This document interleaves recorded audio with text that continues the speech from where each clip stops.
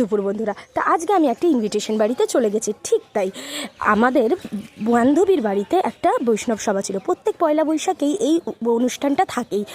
তা প্রথমে পড়ে গেল প্লেট, আর তারপরে নিয়ে নিল জলের গ্লাস। এরপর সবাইকে একটু একটু করে জল দিয়ে দিল। তা জল দিয়ে ভালোভাবে প্লেটটাকে পরিষ্কারভাবে ধুতে না ধুতেই এরপর তো খাওয়া দাওয়া শুরু।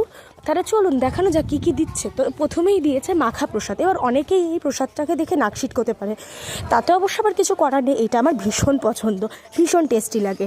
তা যাই হোক, ওটা খাওয়া শেষ করতে না করতেই এরপর পড়ে গেল নুন ছাড়া কি খাওয়া সম্পূর্ণ হয় বলুন তো?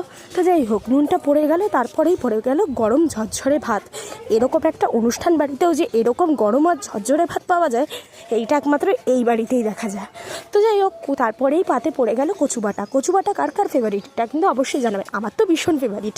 যাই হোক, কচু বাটা দিয়ে খাবার শেষ করতে করতেই পড়ে গেল আমার একটা পছন্দের কচুর শাক।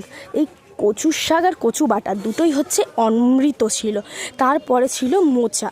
আহা, মোচাটাও যে কী টেস্টি ছিল বন্ধুরা! এই দিয়ে তো মানে হাফ ভাত আমি খেয়ে নিয়েছি।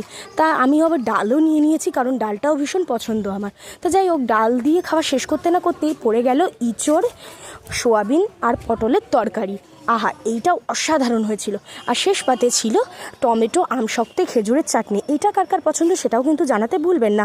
আর পাঁপড় ছাড়া কি চাটনি খাওয়া সম্পূর্ণ হয় বলুন তো? পাঁপড় দিয়ে চাটনিটা খাওয়া শেষ করতে না করতেই চলে আসলো পায়েস। তা পায়েস দিয়ে খাওয়াটা শেষ করলাম। তা আজকে আমার ভিডিও কেমন লাগলো অবশ্যই জানাবেন।